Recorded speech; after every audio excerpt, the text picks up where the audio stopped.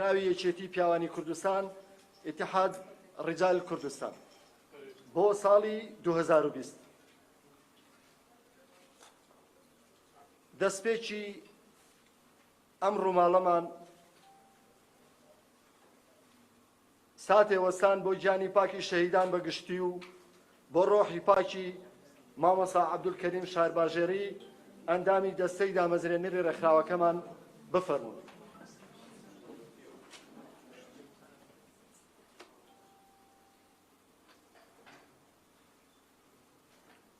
زۆر سپاس، فەرموون.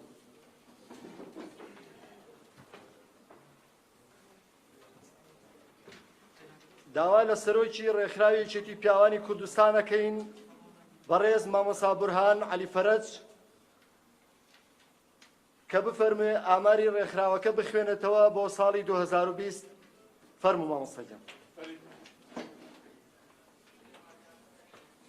زۆر سپاس. دووبارە منیش بەخراپنی هەموو کەناڵەکانی ڕاگەاندن و هەموو تۆڕەکانی سۆسیال میدیاکەم کە ئامادە بوون لە ڕاگەاندنی ئاماری ساڵی 2020 تند و تیژی و سکاڵەکانی پیاوان لەلایەن ڕێکخراوی یەکێتی پیاوانی کوردستان کە ساڵی 2020 بە ساڵێکی قورس ئێمە هەژمار کراوە و لە مێژووی مرۆڤایەتیا بۆ یەکەم جار بووە کە لە جیهان بەگشتی و لە عێراق و کوردستان بە تایبەتی بوو کە مانگ کەرنتینای هەبووە لە لایەن خێزانەکانەوە و پیاو بەبێ بەرنامە و بە گیرفانی بەتاڵ نێردراوەتەوە ماڵەوە بۆیە سکاڵەکانی پیاوان ئەمەی کە لای ئێمە تۆمار کراوە مشتێک بێ لە خەرمارێک لە خەرمانێک یاخود زۆر لەوە زیاترە، بەڵام بەهۆی کەرنتینە و نەبوونی دەوام و بەهۆی ئەو قەیراندارایی کە بەرۆکی ڕێکخراوەکەی ئێمە و سەرجەمدا و دەستگاکانی تری هەرێمی کوردستانی گرتووەتەوە لەوانەیە وەکو پێویست نەمانتوانی بێ بە پیر سکاڵا و تند و تیژی و شکواکانی پیاوانەوە بچین لە هەرێمی کوردستان. بە پێی لیژنەی بەدواتاچوون و تۆمارکردنی کەیسەکان لە ڕێکخراوی یەکێتی پیاوانی کوردستان لە ساڵی 2020 واتە لە 1/1/2020 بۆ 31/12/2020 لەسەر جملق و ناوچەکانمان ئەم سکاڵەیانە و ئەم شکوایانەی پیاوان تۆمار کراون. لە کۆی ساڵەکە 553 جۆری سکاڵا و تونوتیژی هەبووە لەسەر جملق و ناوچەکانمان کە خۆی لە بە هەموو تونوتیژەکان ئەگرێت دوایی پۆلینیان ئەەکەین و بۆتانە خوێنینەوە. بەداخەوە هەر لە ساڵی ڕابردووە 91 حاڵەتی خۆکشتنی پیاوان تۆمار کراوە کە بەداخەوە ئاماری خۆکشتنی پیاوان لە هەرێمی کوردستان لە ساڵی 2012 بەدواوە زۆر ڕوو لە زیابوونە. ئەگەر بە نمونە وەری بگرین کوشتن و خۆکشتنی پیاوان بە شێوەیەک زیایی کردووە، هەموو ڕۆژێ لە هەرێمی کوردستان 1 تا 3 تا 5 پیاو یا ئەکوژرێ یا خۆی ئەکوژێت. هەر بە نمونەتر وەری بگرین لە هەفتەی ڕابردووە واتە لە 28 و 29/12 هەتاوەکو ئەمڕۆ نزیکی بەداخەوە 15 پیاو لە هەرێمی کوردستان یا کوژراوە یا خۆی کوشتووە. بەڕاستی ینی خەریکە وڵات دەبێتە قەسابخانەیەک بۆ پیاوان. و هەر بەپێی هەمان ئامار لە کۆی ساڵەکە 8 پیاو لەلایەن ژنان بە هاوکاری کەسانی تر کوژراون. لە کۆی 553 حاڵەتەکەی کە لە هەرێمی کوردستان تۆمار کراوە بەم جۆرە بووە. دەرکردنی پیاوی بەتەمەن 37 حاڵەتمان هەبووە. خیانەتی هاوسەری 52 کەیس تۆمار کراوە. توندوتیژی جەستەیی 11 کەیس تۆمار کراوە. تەداخلکردنی کەسوکار لە ژیانی هاوسەرگیریە کە بەداخەوە جاران خێزان شوێنی چارەسەرکردنی کێشەکانی ژن و پیاوان بوون یان ئەو کێشانە بوون کە لە نێوان ژن و پیاوە تازەکان کاچونە پرۆسی هاوسەرگیریەوە شوێنی چارەسەرکردنی کێشەکان بوون، بەڵام ئەمڕۆ کێشەی نێوان ژن و پیاوی گەنج یا کێشەی نێوان هاوسەران ئەوەنە ئاسانە تا لە ماڵەوە چاو لێکتر بپۆشن یا بۆ چەند ساتێک لە کاتی تووڕەبوونی لایەنی بەرامبەرە ماڵەکە بەجێ بێڵێ. لەبەر ئەوەی کە کەیسەکە چێتە دەستی لایەنی دووەم و سێەم بەداخەوە لە دەرگاکان خۆیان لەبینەوە ئەچێتە بواری تەلاق و جیابوونەوە. فشاری دەرونی و سێکسی 20 حاڵەتمان هەبووە. دەست بە سەراگرتنی موچە 9 حاڵەتمان هەبووە. دەست بە سەراگرتنی مناڵ یا بێبەشکردنی مناڵ باوک لە بینینی مناڵ لە دوای جیابوونەوەی کە بەداخەوە ئاماری تەلاق و ئاماری زەواج لێک نزیک بوونەتەوانەیە ڕۆژانە دەیان خێزان لەبەرێک هەڵەوەشێتەوە. بە پێی یاسای باری کەسێتی هەموو نەفەقۆ و پێداویستی و مەسرفێک لەسەر باوکەکەیە، بەڵام باوکەکەی مەحرومە لە بینینی مناڵەکەی. کەیسمان لایە لە نێوان دوو گەڕەکی شاری سلێمانیە یان لە نێوان دوو نەحیە شاری سلێمانیە شارەکانی تری هەرێمی کوردستانە باوکە هەموو نەفەقەی مناڵەکەی مانگانەدا و بەڵام ساڵ تا ساڵ و نیم محمروم و بێبەش بۆ لە بینینی مناڵەکەی بە تایبەتیتر لە کەرەنتینەکردنی 2 مانگ و 3 مانگی هەرێمی کوردستانە ئەو باوکو دایکانەی کە مشاهدەی مناڵیان هەبووە لەو فترەیە هیچیان مناڵەکانی خۆیان نەبینیەوە کە لایەن نەبوون. ئامارەکانی خۆکوشتن لە کۆی هەرێمی کوردستان بەم جۆرە لەسەر پارێزەکان دابەش بووە. 91 حاڵەتی خۆکوشتنمان هەبووە، پارێزگای هەولێر و شار و شارۆچەکانی 30 حاڵەت تۆمار کراوە، پارێزگای سلێمانی شار و شارۆچەکانی 39 حاڵەت تۆمار کراوە، پارێزگای دهۆک 13 حاڵەت لای ئێمە تۆمار کراوە، پارێزگای کەرکووک 6 حاڵەت تۆمار کراوە، پارێزگای هەڵەبجە 3 حاڵەت تۆمار کراوە. بەراورد بە ساڵی ڕابردوو ئێمە لە کۆی ساڵی ڕابردووی 2019 کە دام و دەستگاکان و ڕێکخراوەکان دەرگای ڕێکخراوەکان کراوە بۆ تۆمارکردنی سکاڵاکان 545 حاڵەتمان هەبووە، بەڵام بەراورد بە ئەم ساڵ بۆتە 553 حاڵەت مانای وایە ئامارەکە لای ئێمە بەبەرزی ماوەتەوە تۆمار کراوە. بەداخۆی من لە ساڵی 2019 84 حاڵەتی خۆکوشتنی پیاوانە بووە، بەڵام لە ساڵی 2020 تا بۆتە 91 حاڵەت کە ئەکرێ زۆر لەمە زیاتر بێت، چونکە بەپێی ئەو سەرچاوە دارایی کەمەی ئێمە و بەپێی ئەو تواناکەمەی کە لە ڕێکخراوەکەی ئێمە هەیە توانیمانە ئەمەندە کەیس و سکاڵا لای ئێمە تۆمار بکرێت. بەڵام زۆر لەوە زیاترەوە و زۆریش پەروەردە و دابوونەریتە کۆمەڵایەتیەکە وایە پیاوان هەر لە مناڵیەوە غەدریان لێ ئەکرێەوە شەرمە باسی کێشە خەزانەکانی بکات. بۆیە زۆر جار ئەم پەروەردەکردنەدا تەندروستە وای کردووە یان پیاو لە ماڵەوە کە کاتێک توندوتیژی بەرامبەر ئەکرێ بۆ چارەسەرکردنی کەیسەکانی پەنابەتە بەر توندوتیژی و خۆزاڵکردن یاخود بەداخەوە لەبەر ئەوەی لە کۆمەلگای کەسایەتی نشکێ سەرەکەی بەداخەوە توندوتیژی و سکاڵەکان قبوڵ ئەکات و بێڕێزیەکی زۆری بەرامبەر ئەکرێت و بە ناشگات پێشی شەرمە هەم بگەێنتە ڕێکخراوەکانی کۆمەلگای مەدەنی و هەم بگەێنتە دامدەستگاکانی حکوومەتی هەرێمی کوردستان. من سوپاسان دەکەم. زۆر سپاس بۆ سەرۆکی ڕێکخراوێکێتی پیاوانی کوردستان بەڕێز بورهان عەلی فەرەج بۆ ئەو ئامارەی کە بڵاوی کردەوە.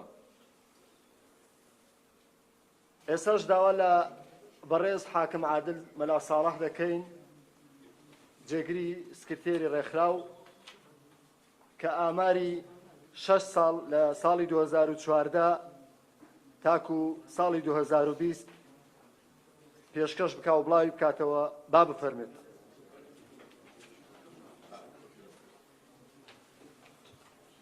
ڕۆژتان باش بەخێر بێن سەرچاو سەرجەم کەناڵەکانی ڕاگەیاندن. سوپاس بۆ هاتنتان، سوپاس بۆ پەرۆشیتان بۆ ئەم کەیسا کۆمەڵایەتی و یاساییە.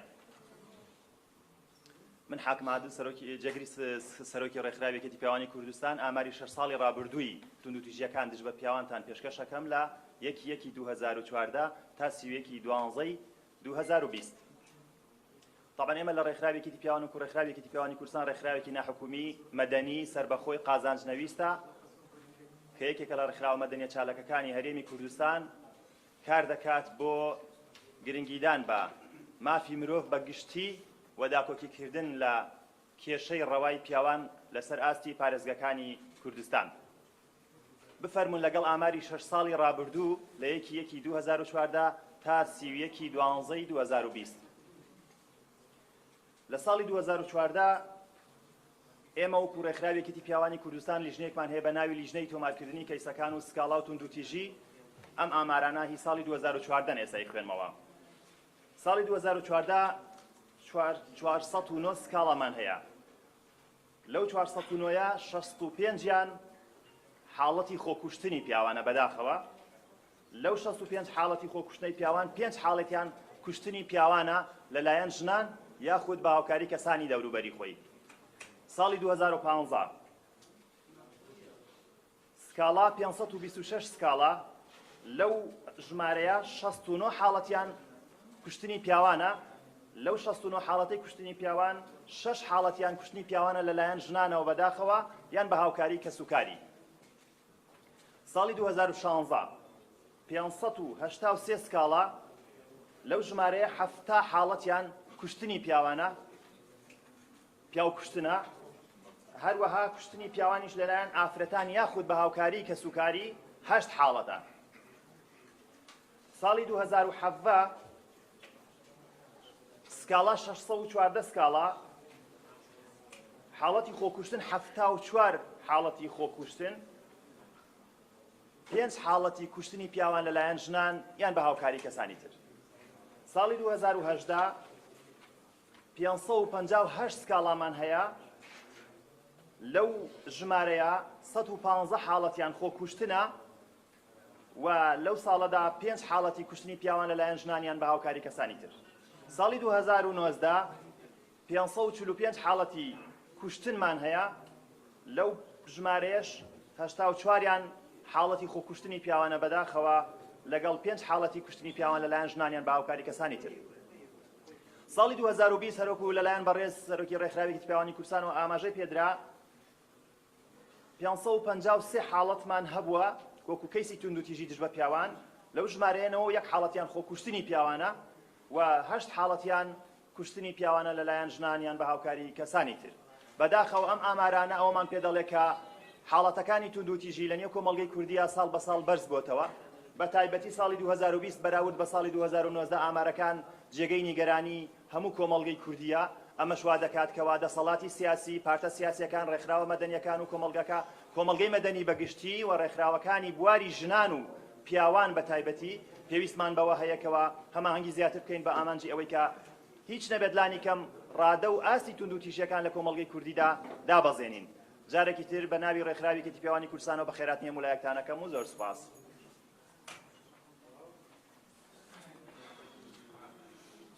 زۆر سپاس بۆ بەڕێز حاکم عادل مەلا ساڵح بۆ پێشکەشکردنی و ئاماری 6 ساڵی ڕابردوو. ئێستش داوا لە مامۆستا فەرهاد ڕەوف دەکەین کە ئاماری ڕێکخراو بۆ ساڵی 2020 پێشکەشی ئەوە بکات بە زمانی عەرەبی. با بفەرمێت. بسم الله الرحمن الرحيم. شكرا لحضوركم. الموضوع إحصاء أعمال العنف الأسري ضد الرجال لسنة 2020 استنادا إلى تقرير لجنة المتابعة وتسجيل القضايا التابعة لمنظمة رجال كردستان بتاريخ 1/1/2020 إلى يوم 31/12/2020 وحسب تقرير لجنة تسجيل الشكاوى والعنف تم تسجيل 553 نوع من الشكاوى والإحصائية تفيد بأن انتحار الرجال في إقليم كردستان بلغت 91 حادثة وقتل الرجال من قبل النساء وبمعاونة أشخاص آخرين بلغت 8 حالة وأنواع 8 حالات وأنواع الشكاوى والعنف هي حسب التصنيف التالي: أولاً طرد الرجال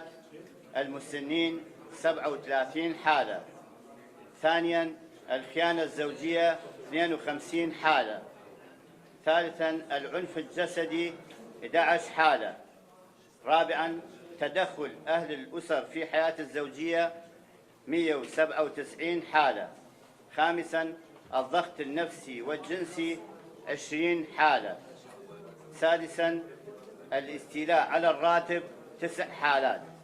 سابعاً الاستيلاء على الأطفال أو حرمان الأب من رؤية طفله 227 حالة. وإحصاء حوادث انتحار الرجال في عموم كردستان والمقسمة على المحافظات كانت كالآتي: أولاً محافظة أربيل والمناطق التابعة لها 30 حالة. ثانياً محافظة السليمانية والمناطق التابعة لها 39 حالة.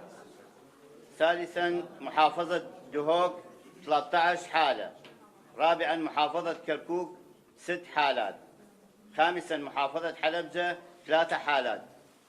اتحاد رجاء كردستان، مكتب السكرتارية، وشكرا لكم.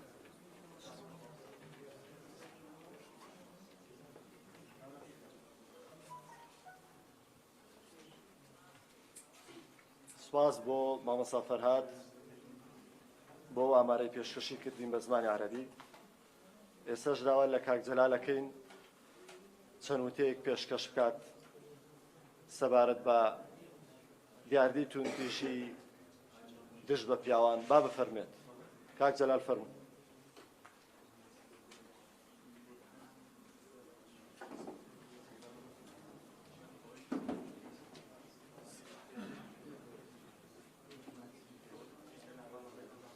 ئامادەبووان بە خێراتنی هەموو لایەکەکەم بەڵێ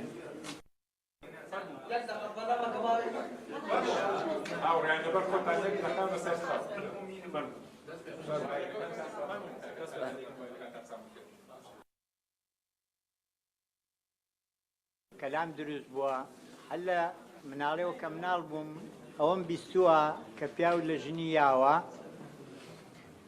و ژن مەزڵوم بووە بەڵام کە گەورە بووم تێگەشتنم فراوانتر بوو ئەمە بوو بە پرسیار ئایا ئەم پرسیاراکەم بۆ گشت بۆ ڕای گشتی ئایا پیاو ئەو درڕندەیەیە کە وێ ناکراوە واپرەتیش ئەو بەستە زمانەیە کە وێ ناکراوە ئەمە وەکو پرسیار هەرێکە خۆی بە دوایە بگەڕێتەوە ئەڵبەت ئەمانەی کە لێرە باسکران پێش من ئامار و ئەمانە ئەمە نیشانەی ئەوەی ئەیە کە مەرجنی هەر پیاو درڕندە بێ زۆڵم بکە و حاڵەتی کەشەیە کە ئافرەت کردوێتی ئەنجایەکێتی پیاوان کە دروست بووە عەرە بەڵێ ئەلحاجەت و ئوم الئختراع واتە پێویستی دایکی داهێنانە کەواتە کەمیشتێکی پیاوانە کە ئێستا هەیە و ئێمە تیا قساکەین لێرە ئەمە لە ئەنجامی پێویستیە دروست بووە ئەگەر پێویستی نەبوو بێ یەکێتی پیاوان نەهاتۆتە ئاراوە هەروەکو شتەکانی کەش لە تەکنۆلۆژیا و لە شتێکەوە ئێستا ئەمانەکە هەیە هەمووی لە ئەنجامی پێویستیەوە بووە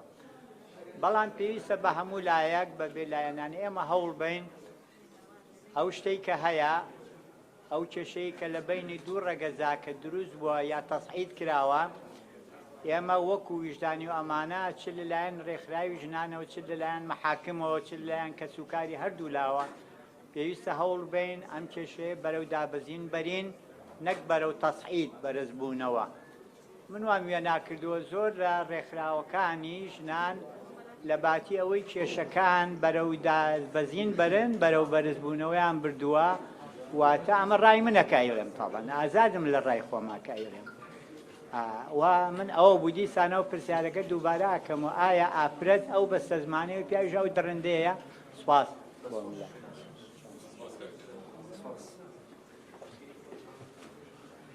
زۆر سپاس بۆ کاک جەلال ئێستاش داوا لە ڕاگەیاندکارەکان ئێوەی ئامادەبووی ئازیز و خۆشەویست دەکەین هەر کەسێ پرسیارێکی هەیە بفەرمێت پرسیارەکان ئاراستەی ستافی یەکێتی پیاوانە کرێ بەگشتی و بە تایبەت سەرۆکی ڕێکخرا و کاک بورهان عەلی فەرەج